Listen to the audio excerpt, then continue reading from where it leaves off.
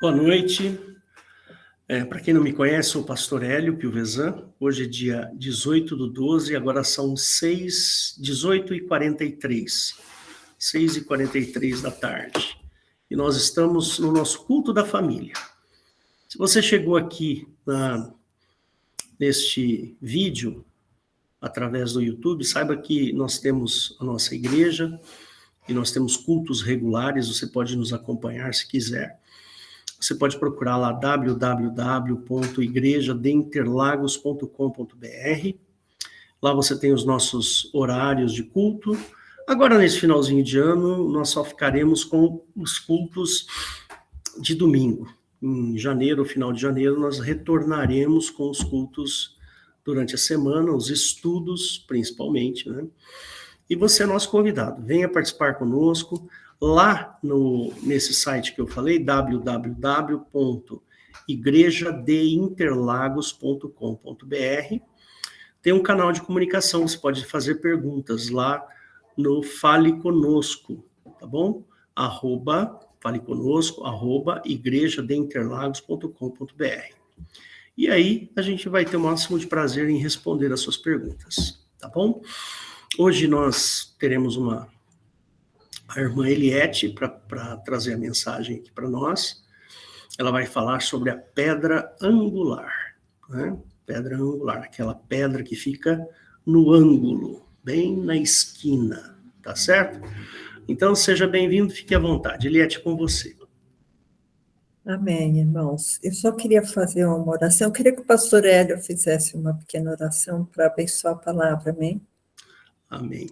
Fecha seus olhos. Deus querido, nós te louvamos e te agradecemos por esta noite, pedimos a tua bênção, pedimos, Pai, que o Senhor fale conosco, que o Senhor traga a tua mensagem até nós. Abençoa a Eliette, Jesus, que ela tenha a boca, Senhor, abençoada pelo teu Espírito Santo e que ela fale, Senhor, das tuas profundezas para nós. Deus, cuida da casa da Eliette, da vida da Eliette, do trabalho dela, Senhor. E, Senhor, enfim, a vida da Eliette está nas tuas mãos, Pai. Nós te pedimos isso em nome do Senhor Jesus. Amém. Amém, irmãos. Então, acho que os irmãos estão me ouvindo bem, né? Eu queria, se possível, pastor Hélio, compartilhar alguma imagem de pedra angular. Porque quando a gente vê, assim, a imagem, eu acho que acaba explicando melhor. Existem dois tipos de pedras angulares. Uma, ela é colocada no canto de uma construção para guiar toda a construção. E a outra pedra angular, ela é colocada em cima dos arcos, aqueles arcos antigos que tinham umas pedras enormes, que ninguém sabia direito como que colocava aquela pedra lá em cima, mas não existia ferragem para segurar aquilo. Quem segurava toda aquela estrutura daquele arco é a pedra angular.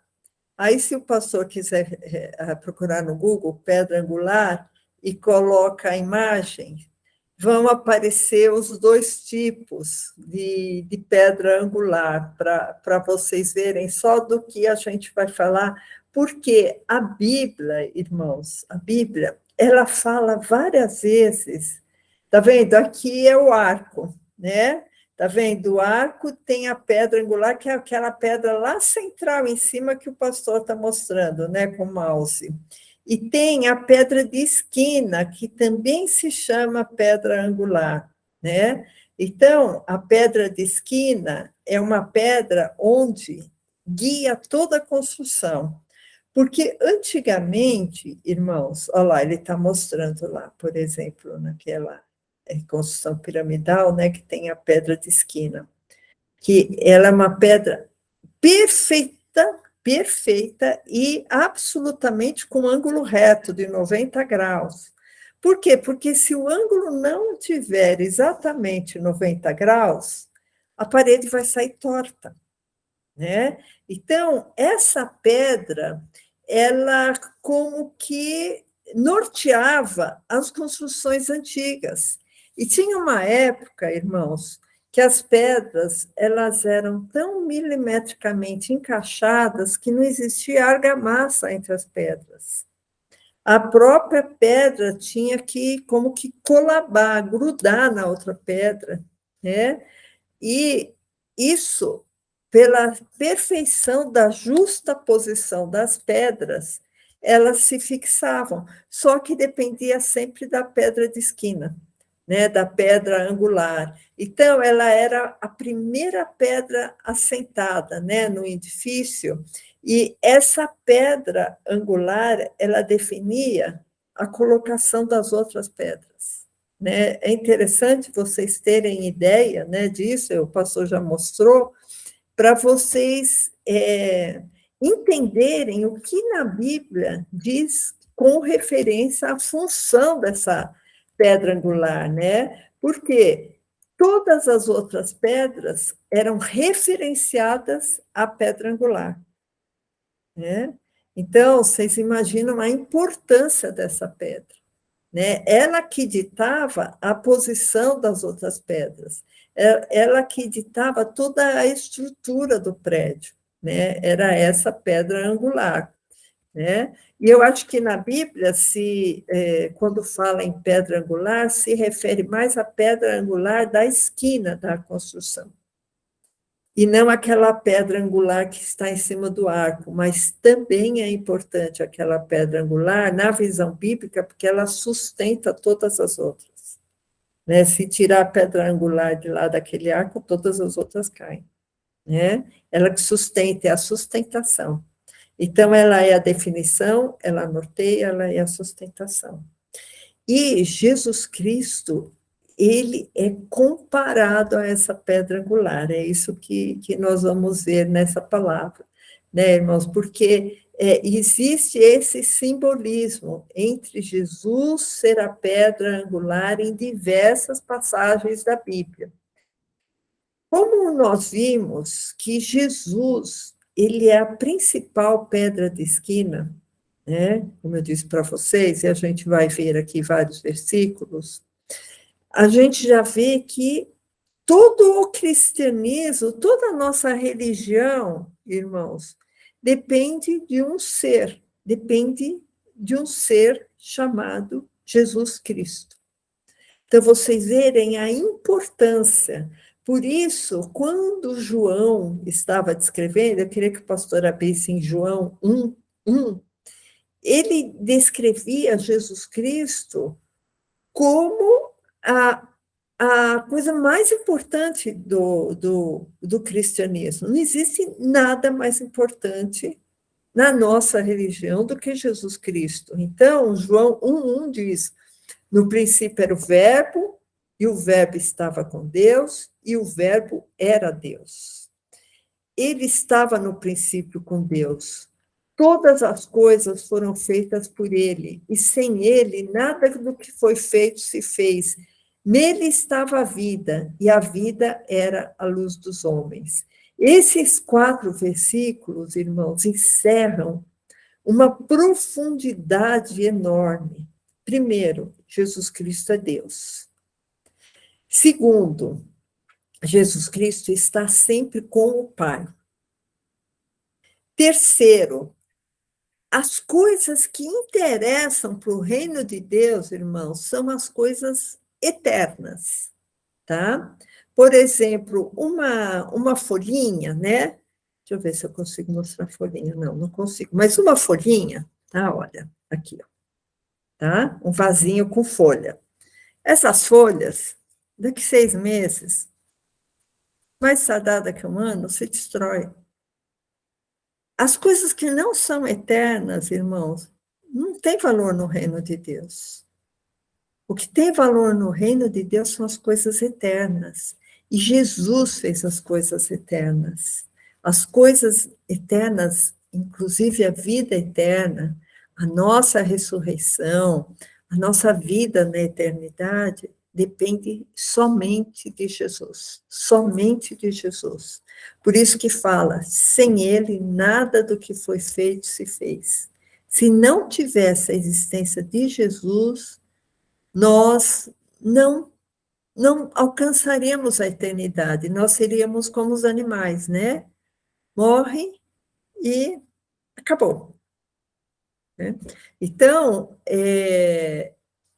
toda essa transcendência, o homem ter essa capacidade espiritual de alcançar Deus, é somente através de Jesus Cristo. Então, vocês verem a importância e a grandiosidade. O homem, irmãos, o indivíduo, sem Jesus Cristo não é nada, não é nada. Ele pode conseguir alguma fama e alguma glória fugaz aqui na Terra. Glória fugaz. Aonde está Stalin? Aonde está Mao Tse-tung? Aonde está Hitler? Aonde está John Kennedy? Né? Dá um exemplo bom, né? Onde está Napoleão Bonaparte? Eu estou dando exemplos, irmãos, de pessoas que foram extremamente famosas no mundo. Mas onde eles estão agora? Eles viraram pó.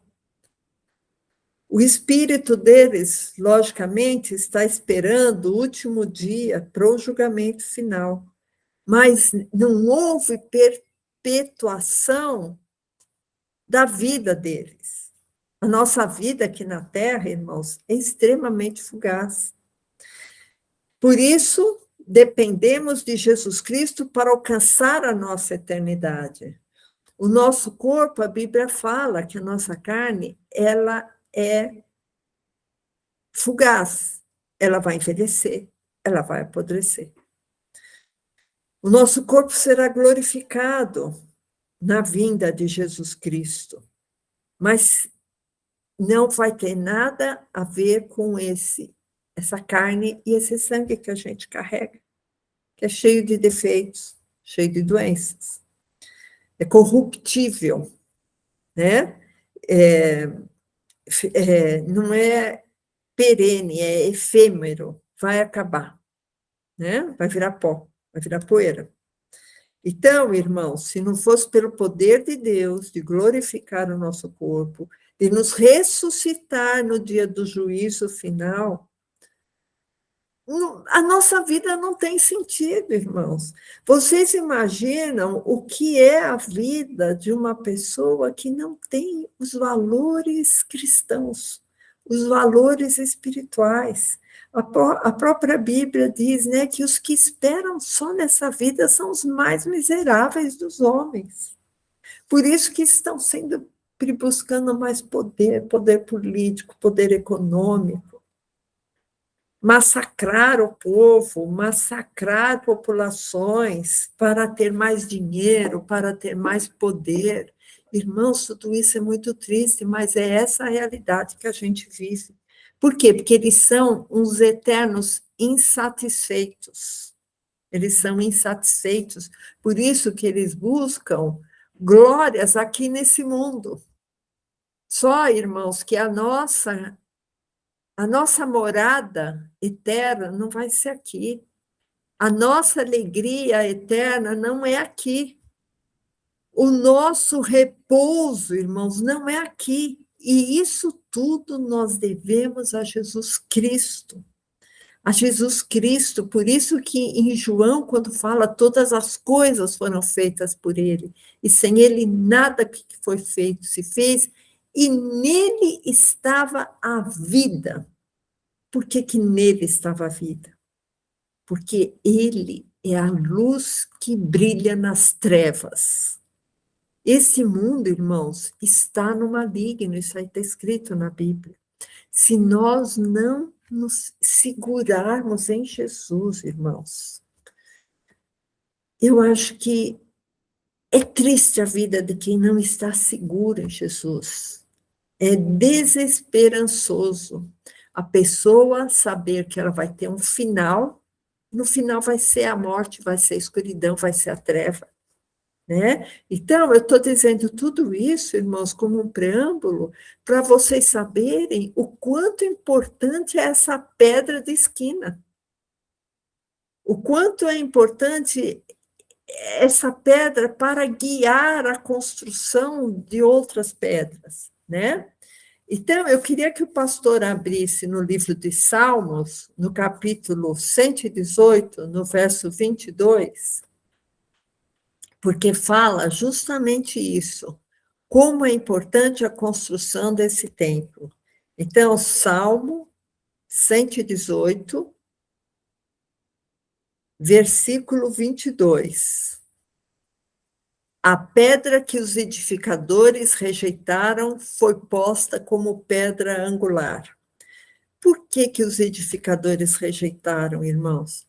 Porque os edificadores não entendem nada de espiritualidade, né? Eles sabiam que existia uma pedra angular. O que que eles fizeram com a pedra angular? Rejeitaram, né?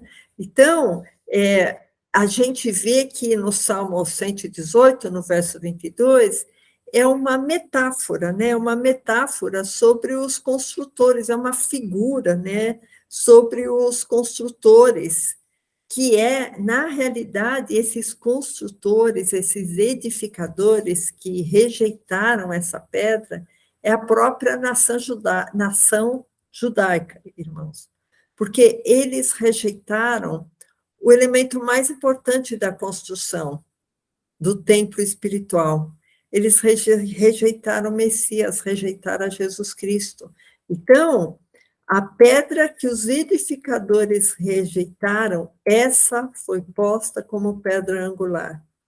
Essa pedra rejeitada, irmãos, vocês imaginam, Jesus Cristo foi tão rejeitado, que quando ele estava sendo julgado aos pés da cruz, praticamente, e o povo teve que escolher, eles escolheram quem? Um bandido, escolheram Barrabás, né?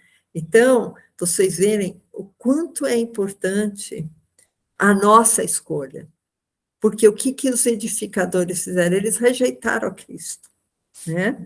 E aí, de pedra angular, essa pedra acabou virando pedra de tropeço, né? Então, irmãos, essa pedra angular que é Jesus Cristo, ela está sendo usada para a construção de um edifício.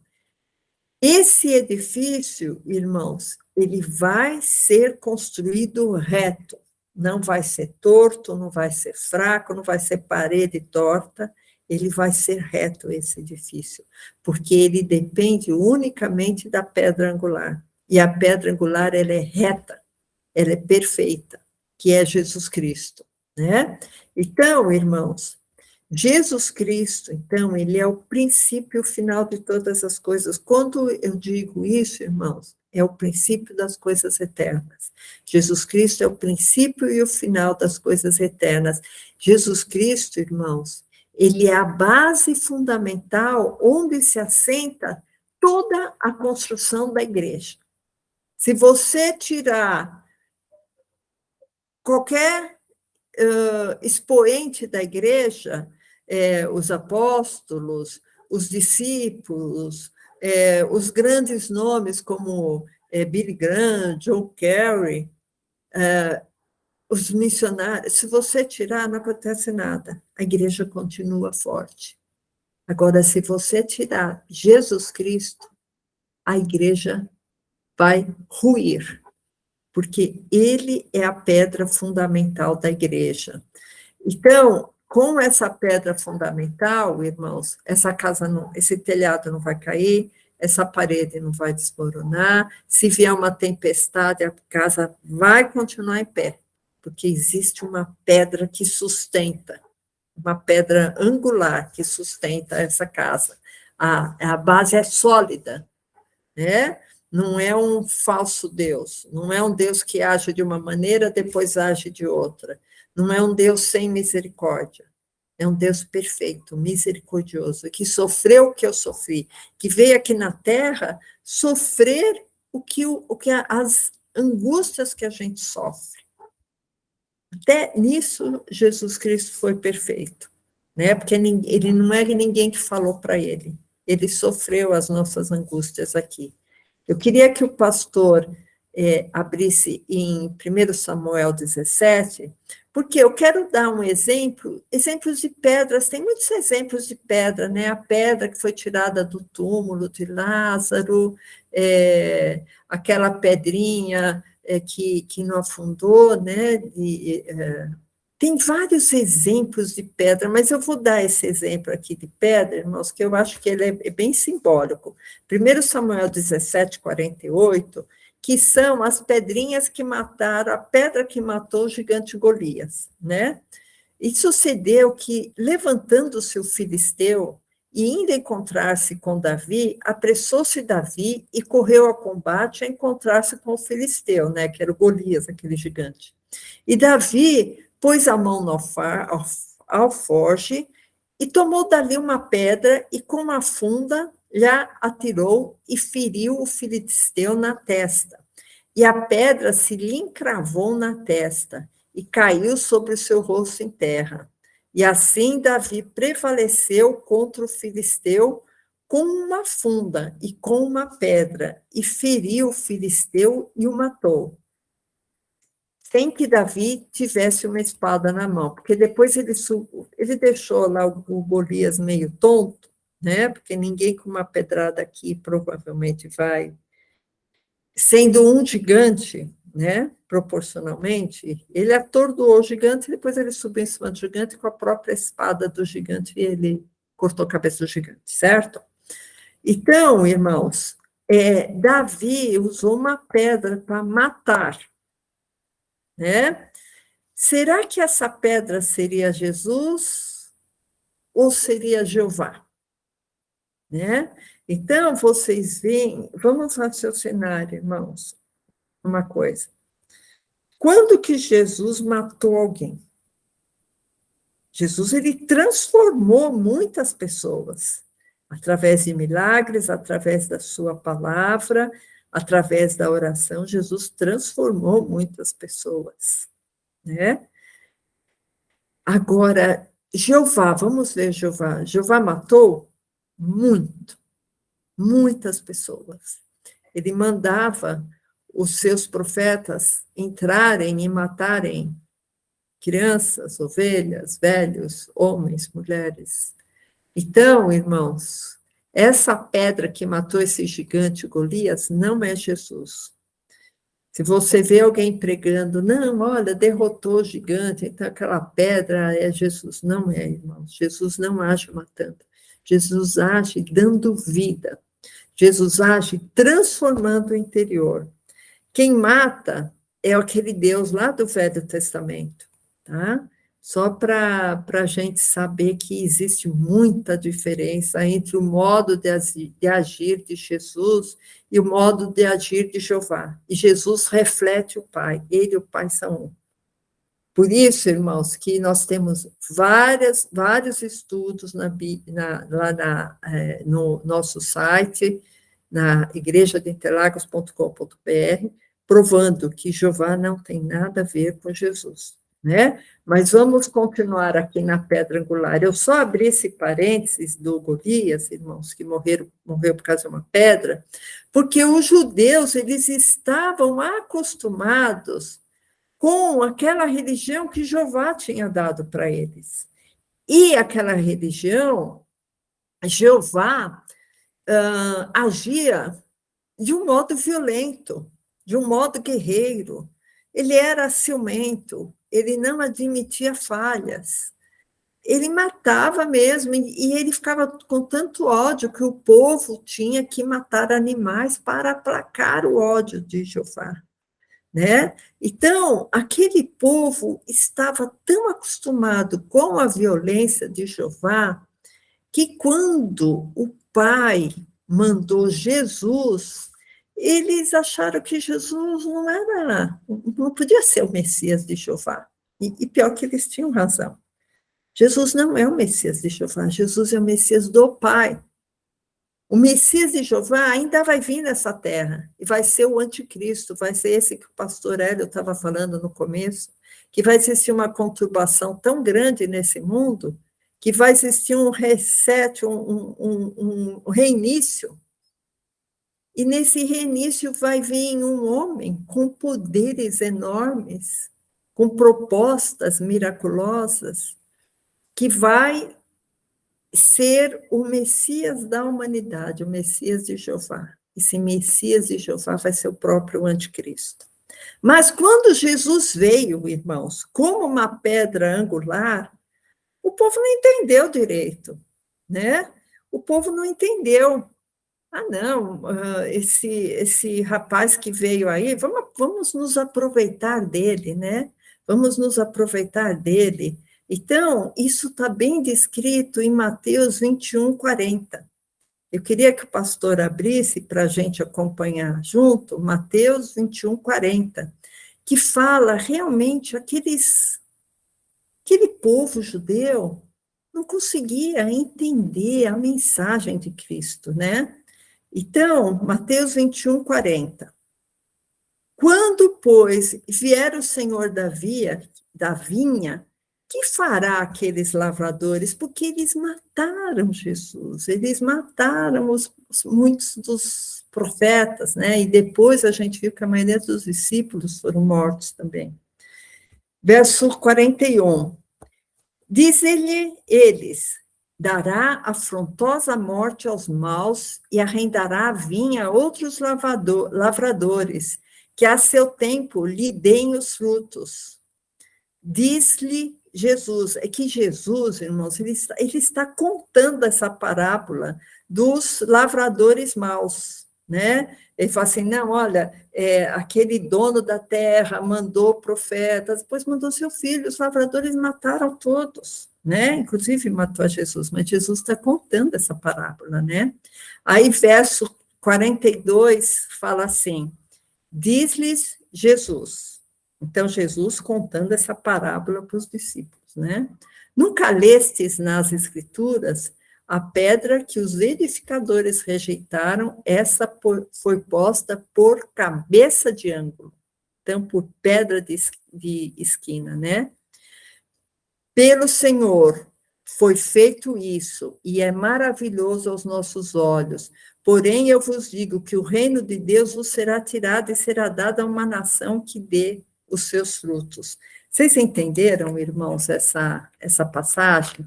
Jesus está contando essa parábola porque ele está dizendo assim, olha, os lavradores foram acostumados com outro Deus, com outro tipo de religião. Aí vem Eliette, Jesus, oi? deu uma travada aí, viu? Ah, é? Repete as últimas frases. Apareceu Mateus 21, 40, né? Até 43. Sim, a gente leu.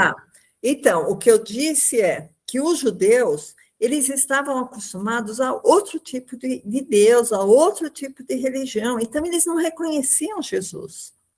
Por isso que Jesus contou essa parábola e disse, olha, os edificadores, que seriam os judeus, rejeitaram a Cristo. Aí, no verso 43, ele diz assim, eu vos digo que o reino de Deus vos será tirado e será dado a uma nação que dê os frutos. Por isso, irmãos, que Paulo conseguiu espalhar o evangelho, porque se os judeus aceitassem, talvez, a Jesus, a gente não sabe, né? Isso aí a gente pode perguntar depois para Jesus como que teria sido o plano dele. Mas, se os judeus aceitassem, talvez os discípulos, os apóstolos, iriam ficar lá todo o tempo, em Israel, né? Não iria ter os discípulos não iriam se espalhar, porque eles iam ser tão benquistos lá pelos judeus, mas pelo contrário, irmãos, né? Paulo foi até perseguido. Então, ele ia de cidade em cidade, era perseguido, era preso, era açoitado. Então, aqui está dizendo, aqueles lavradores maus não entenderam a pedra angular. Então, o que Deus fez? Tirou aquela riqueza e deu para as outras nações, para que elas deem frutos, como está no verso 43. Tá? Agora, eu queria que o pastor abrisse em Efésios 2, 20, Por quê? Irmãos, essa pedra angular, ela é necessária para que o edifício, que é a igreja, que é o templo de Deus, isso tudo de uma maneira espiritual, logicamente, porque não existe uma pedra mineral, mas existe espiritualmente um templo de Deus, né? Nós somos templos de Deus, mas a igreja como um todo é o templo de Deus, né? Então, Jesus, nós vimos, é a principal pedra de esquina, certo? E os apóstolos e profetas também estão sobre esse fundamento, são como pedras que vão se juntando para se fazer um edifício. E nós também, irmãos, estamos aí no meio, somos edificados em Cristo, né? Então, Efésios 2:20 fala assim: edificados sobre o fundamento dos apóstolos e dos profetas, de que Jesus é a principal pedra de esquina. Então, os apóstolos e os profetas, eles não estão soltos por aí, eles estão fincados nessa pedra de esquina. 21, no qual todo edifício bem ajustado cresce para templo santo do Senhor. Templo santo no Senhor. 22, no qual também vós e eu, juntamente sois edificados para a morada de Deus em espírito. Por que é importante isso, irmãos? Porque lá no Velho Testamento, Jeová, ele morava em templos feitos por mãos humanas, né? Salomão fez um templo, né, para Jeová morar. Só que o Pai mora dentro de nós, e nós somos edificados através da pedra de esquina. Nós somos o edifício e morada de Deus.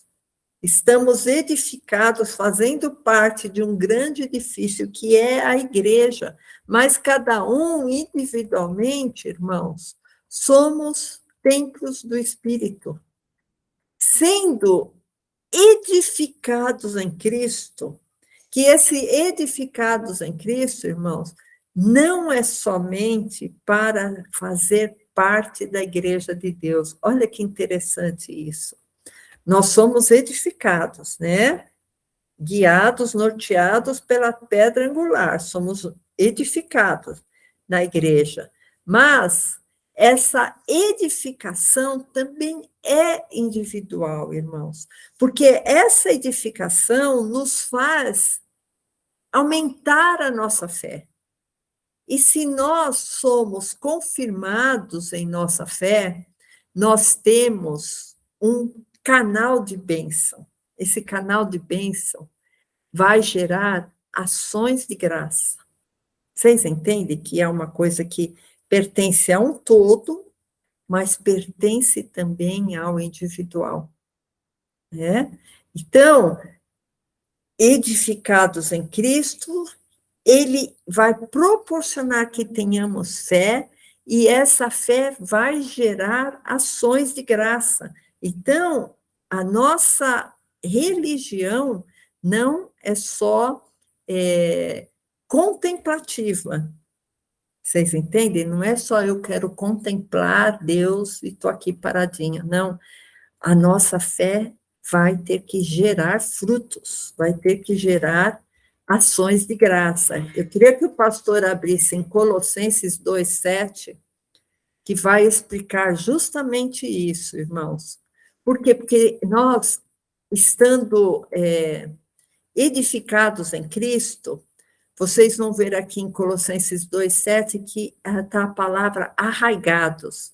Arraigados, irmãos, quer dizer enraizados, tá? Porque quando Jesus habita em nós, que nós somos templo, a plenitude da divindade de Deus habita em nós. Ele, então, é a principal pedra angular desse edifício. Ele é o cabeça da igreja, certo? Então, como eu disse no começo, por causa dessa pedra angular, nós fazemos parte da igreja e temos a esperança da salvação.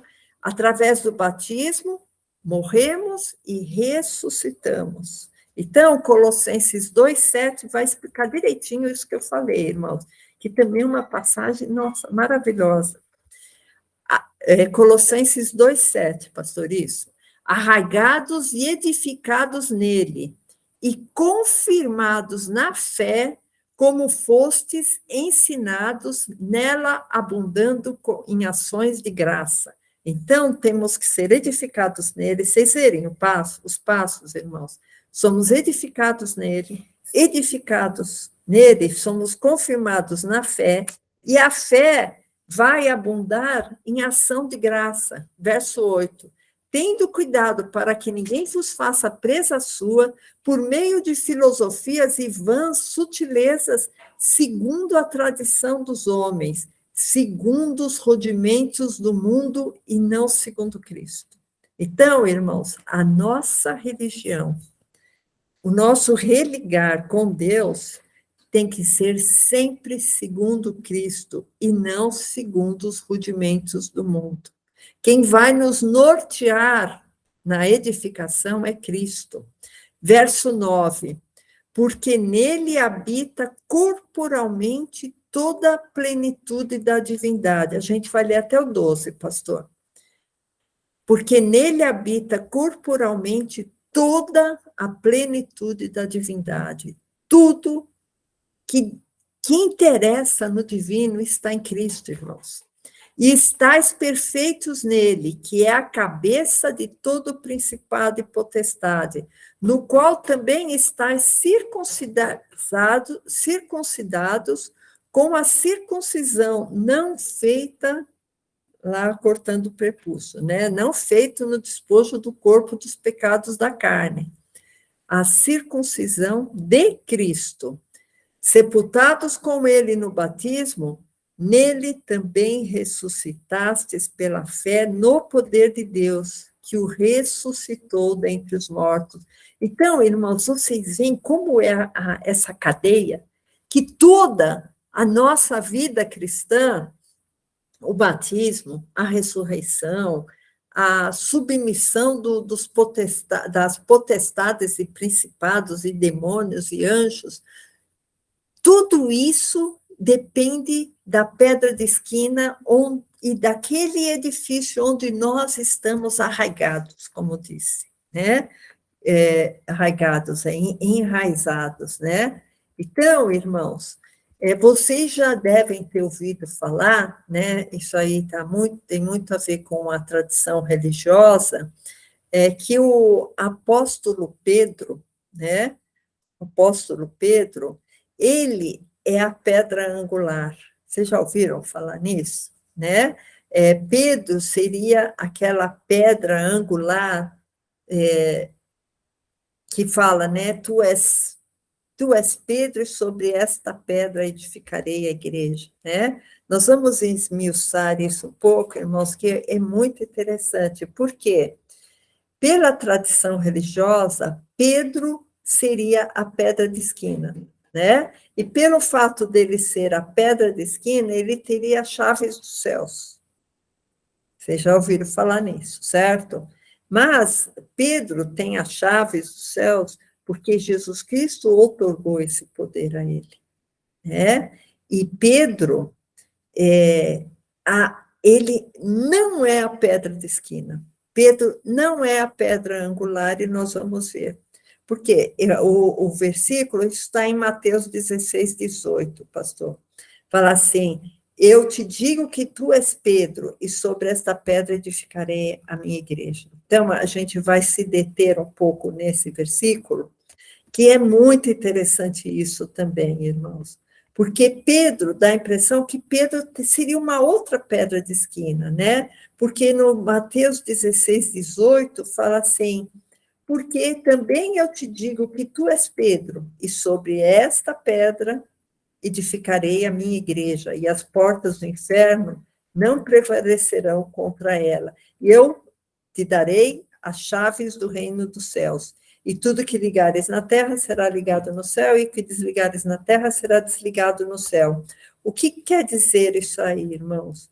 Que Pedro, ele falou assim, olha, quando está escrito em Mateus, tu és Pedro, Jesus falando, tu és Pedro. Esse Pedro quer dizer pequena pedra, tá? Se o pastor quiser colocar no Strong, né? É o G4074, irmãos, porque fala assim, Pedro, tu és Pedro, tu és uma pedra pequena, tu és um seixo, tu és uma pedrinha. Tu és uma pedrinha. Agora, sobre essa rocha que sou eu, edificarei a minha igreja e as portas do inferno não prevalecerão. Vocês entenderam, irmãos? Mateus 16, 18 fala assim. O pastor colocou, né? É que a imagem é pequena para mim, que eu vejo no celular, mas o G4074 quer dizer pequena pedra, né, pastor? O pastor está visualizando, só para confirmar? Sim, Eliette, na realidade, o Strongs, quando a gente abre o Strongs, ele apresenta uma janelinha aqui, que não aparece para vocês, mas eu vou ler aqui, está em inglês, inclusive. O que está escrito é Petros, ou, né, aparentemente, uma palavra primária, ou seja, um pedaço de rocha. Isso, exatamente. É um pedaço de rocha. Então ele fala assim... O nome Petrus, o nome Pedro, Petros, né, é o apóstolo. Peter, né, o Pedro, ou Rock, que é rocha. Certo, mas eu pedi para o pastor, irmãos, fazer essa referência, por quê? Porque nesse G4074 é pequena pedra, pequeno cascalho. Então, o que Jesus está falando? Ó, Pedro, te digo que tu és Pedro, te digo que tu és um pequeno cascalho, mas sobre essa pedra, rocha eterna, a pedra angular, edificarei a minha igreja, e as portas do inferno não prevalecerão contra ela. Vocês entenderam, irmãos, que a gente vendo na tradução original, dá para a gente entender melhor. Olha, Pedro, você se cuida porque tu és uma pedrinha, mas sobre essa pedra que sou eu vou edificar a minha igreja. Então, Jesus estava assim, dizendo, eu sou a pedra principal da esquina. Edificarei a minha igreja e as portas do inferno não prevalecerão contra ela. Então, irmãos, no verso 16, Jesus fala, né? Oi. Então, na realidade, assim, existem alguns mal intencionados, né? Mal intencionados que usam esse versículo para falar que Pedro era a pedra de esquina, né? Mas qualquer pessoa com boas intenções vai perceber que quem é a pedra de esquina é Jesus, né? Então, o assunto aí é, Pedro, você é uma pedrinha. Isso. Agora, sobre essa igreja, vai ser edificada em cima de mim. Exatamente, pastor. Eu acho que isso é muito importante ser aprofundado. Acho que os irmãos entenderam, o pastor também deu a visão que estava faltando para arrematar. Por quê? Porque Jesus ele é uma rocha inabalável. Ele não é uma pedrinha, né? Ele não é uma pedrinha, porque, inclusive, depois que aconteceu isso, Pedro até negou a Jesus, né? Porque isso aqui foi antes da crucificação, essa conversa, né, irmãos? E nós sabemos, então, que a pedra, Jesus Cristo, é a pedra que foi rejeitada pelos homens. Olha como tudo vai se encaixando, irmãos, conforme a gente vai estudando essa palavra, né? Essa pedra perfeita é a pedra rejeitada, né? É a pedra que proporciona com que todos os que estão debaixo do nome de Jesus sejam salvos, sejam habilitados através do Espírito Santo. né? Então, a única maneira de alcançarmos essa igreja edificada através de uma pedra perfeita é através de Jesus Cristo, né? O caminho, né? Jesus Cristo é o caminho, a verdade e a vida. Tanto assim, irmãos, que Pedro não é a pedra que está se referindo, né? A pedra de esquina, que o próprio Pedro fala também sobre essa pedra. 1 Pedro 2:3, que aí Pedro quis deixar bem claro, acho que ele pensou assim, olha, nas traduções ficaram achando que eu era a pedra de esquina, eu mesmo vou falar quem é a pedra de esquina. Então, 1 Pedro 2:3 fala assim, irmãos, se é que já provastes que o Senhor é benigno, e chegando-vos para ele, pedra viva, reprovada na verdade pelos homens, mas para com Deus eleita e poderosa e preciosa. Vós também, como pedras vivas, sois edificados, casa espiritual. Então, vocês veem, irmãos, que o templo é espiritual e sacerdócio santo para oferecer sacrifícios espirituais. Então, esses sacrifícios não é matar bicho. Sacrifícios espirituais agradáveis a Deus por meio de Jesus Cristo. Por isso, também na Escritura se contém, eis que põe em Sião a pedra principal da esquina, eleita e preciosa. Olha aqui Pedro falando. Eis que põe em Sião a pedra principal da esquina, eleita e preciosa, e quem nela crer não será confundido. E assim, para vós, os que credes é preciosa, mas para os rebeldes, a pedra que os edificadores reprovaram, essa foi a principal pedra da esquina. Lembra no começo que eu falei que os edificadores foram os judeus que rejeitaram a Cristo, que preferiram o ladrão Barrabás ao invés de Cristo? Cristo foi rejeitado porque os judeus foram ensinados a adorarem um Deus totalmente diferente daquele que Jesus veio apresentar, veio revelar, né? Então, só terminando 1 Pedro 2:8, irmãos, só para fechar, o 2:7 fala, essa foi a principal pedra da esquina. O 2:8 fala, e uma pedra de tropeço e rocha de escândalo. Por que fala isso, irmãos? Porque os que não são cristãos, geralmente, perseguem os cristãos, têm ódio dos cristãos, querem acabar com o cristianismo, porque o cristianismo tem muita força, irmãos. E o diabo fica muito feroz quando uma pessoa quer propagar o cristianismo. Então, uma coisa, e essa pedra acaba sendo uma rocha de escândalo, né? Então, irmãos, eu acho interessante também, já estamos quase caminhando para o final, que Paulo adverte sobre outros fundamentos, né? Colocar outras pedras de esquina que são imperfeitas, certo? Essas falsas doutrinas, irmãos, porque uma casa, ela tem que ser edificada sobre a rocha perfeita, né?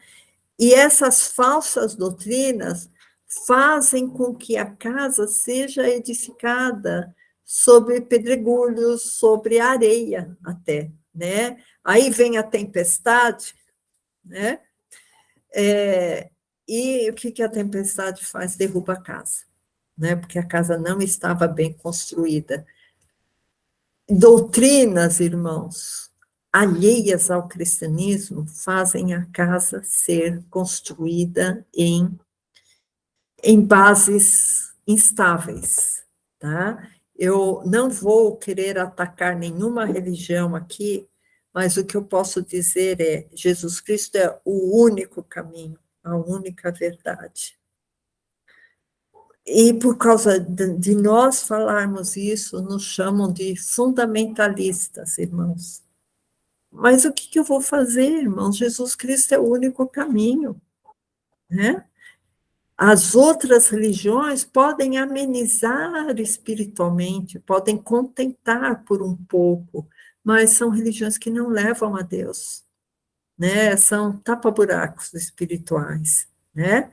Então, quando vem a tempestade, irmãos, a pessoa fala, eu estou sendo testado, né? Deus está me testando, porque está vindo essa tempestade, né? Que eu disse, né? Que a casa vai acabar caindo, aí vem os problemas, vem os sofrimentos, né? Aí a pessoa fala, não, olha, Deus está me testando. Irmãos, Deus não testa ninguém. Quando vem essas lutas, eu acho que Deus permite que elas venham para que nós nos conheçamos. Porque, às vezes, a pessoa acha que está no caminho certo. Aí vem a tempestade, ela vê que não, ela não está na rocha, ela não está naquela casa que teve aquela pedra angular. Só se alguém estiver anotando, irmãos, e se a pessoa achar que é interessante anotar, em Tiago 1, 13 e 14, fala que Deus não tenta e não é tentado. Então, Deus não vai te tentar com uma tempestade na sua vida para ver o que você faz. Deus já sabe, Deus conhece o que está no nosso coração. Mas, às vezes, Ele permite que isso aconteça para a gente saber o que está no nosso coração, né? Para a gente, talvez, depender mais dEle. Então, irmãos, Jesus prometeu ser a rocha, certo? Mas ele não prometeu que ia ser uma vida sem tempestade, ele não, foi o que eu falei, ele não prometeu isenção de tempestade. O que ele falou você vai ter falta de tempestade quando você estiver lá na terra do seu descanso, lá no céu. Aqui teremos aflições, né? Então, irmãos, eu queria que o pastor abrisse em 1 Coríntios 3:9, que fala exatamente isso, que através das lutas nós vamos nos conhecendo, né? Então, 1 Coríntios 3:9, já está aí? Tá. Porque nós somos cooperadores de Deus, vós sois a lavoura de Deus e edifício de Deus. Nós já vimos como o edifício é feito, né? Começa a ser construído através da pedra angular, né? Verso 10. Segundo a graça de Deus que me foi dada, pus eu, como sábio arquiteto, o fundamento. Então, Paulo está dizendo assim, olha, eu estou sendo sábio nisso, eu estou colocando o fundamento. Tá? Quem é o fundamento? É Cristo. Então, Paulo, quando ele está ele está escrevendo essa carta aos Coríntios, ele está falando assim, olha, eu fui sábio com vocês, eu pus o fundamento. Ele está dizendo, eu pus um fundamento. Não, eu pus o fundamento, a pedra angular. E outro edifica sobre ele, mas veja cada um como edifica sobre ele, porque ninguém pode pôr outro fundamento além do que já está posto, o qual é Jesus Cristo. Irmãos, a nossa pedra de esquina, o nosso fundamento, a base de tudo só pode ser Jesus Cristo, não pode ser ensinamento humano, não pode ser simpatia, não, olha, aquele pessoal é tão simpático, eu vou lá, eu vou ser crente porque o pessoal é simpático. Tantas pessoas, irmãos, se desiludem em igrejas, por quê? Porque o fundamento dela não é Cristo. O fundamento dela são as amizades, é o pessoal lá da igreja que é legal, são os jovens que jogam bola juntos, né? É a cura que ela conseguiu, é a prosperidade que ela conseguiu. Aí ela fala, poxa, que bom essa religião que eu estou tendo, porque eu estou saindo do vermelho no meu cartão de crédito. Ela não está com o fundamento. Aqui no verso 11 fala assim, porque ninguém pode pôr outro fundamento além do que já está posto, qual é Jesus Cristo. E se alguém, sobre esse fundamento, formar um edifício de ouro, prata, pedras preciosas, madeira, feno e palha, a obra de cada um se manifestará. Na verdade, o dia a declarará, porque pelo fogo será descoberto, e o fogo provará qual seja a obra de cada um. Vocês estão vendo, irmãos, que quando essa casa é edificada, pode vir tempestade e pode vir fogo também? Porque o fogo vai provar que obra que é. Será que é pedra, ou será que é feno, ou será que é palha que está naquela casa? Verso 14. Se a obra que alguém edificou nessa parte permanecer, esse receberá o galardão. E se a obra de alguém se queimar, sofrerá detrimento. Quer dizer, vai ser destruída, né? Mas o tal será salvo, todavia, como pelo fogo. Não sabeis vós que sois templos de Deus, né? Então, irmãos, às vezes, aquela casa que não está no fundamento de Deus, pode vir fogo lá, para que a pessoa possa procurar o bom fundamento que é Cristo. Aí, se ela se alicerçar no bom fundamento, aí sim ele será salvo. Né? Só que teve que passar por muitas tribulações, né, para ser salvo. Então, irmãos, nós sabemos que Jesus Cristo é a verdadeira rocha. Então, vamos construir a nossa casa nessa rocha, porque pode vir vento, pode vir tempestade, pode vir tudo quanto é luta sobre aquela casa, mas se a casa está edificada sobre a rocha, sobre aquela pedra de esquina, a casa não vai ser abalada, irmãos. E a nossa vida tem que ser assim. Vamos nos apropriar pela fé, que a gente viu que fazer parte desse edifício não é, como eu disse a palavra, contemplativa, não é você ficar parado igual uma pedra, né? É você agir de uma maneira dinâmica. Por quê? Porque você vai receber fé, você vai ser edificado e você vai ter que produzir ações de graça, como a gente leu. Bom, irmãos, glória a Deus. Espero que essa palavra tenha produzido frutos no seu coração. Eu só queria fazer uma última oração para nós terminarmos esse estudo, amém? Senhor Deus, nós te glorificamos, Senhor, porque tu és a pedra de esquina, tu és a pedra angular, Senhor. Tu és a rocha inabalável, Senhor Deus, que produz ângulos perfeitos, Senhor, para que a tua igreja possa estar apoiada, Senhor, nessa base. Nós te glorificamos por isso, Senhor, que nós possamos ser dignos, Senhor, de fazer parte desta igreja, Senhor, desse templo, Senhor, que verdadeiramente, Senhor, nós possamos ser moradas do Teu Espírito Santo, Senhor, que verdadeiramente, Senhor, nós possamos produzir frutos de ação de graça, Senhor Deus, porque nós sabemos, Senhor, que estamos nessa rocha inabalável, Senhor.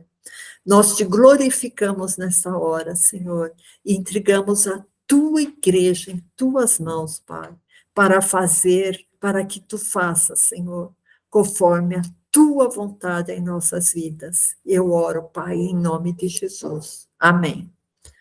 Amém, pastor.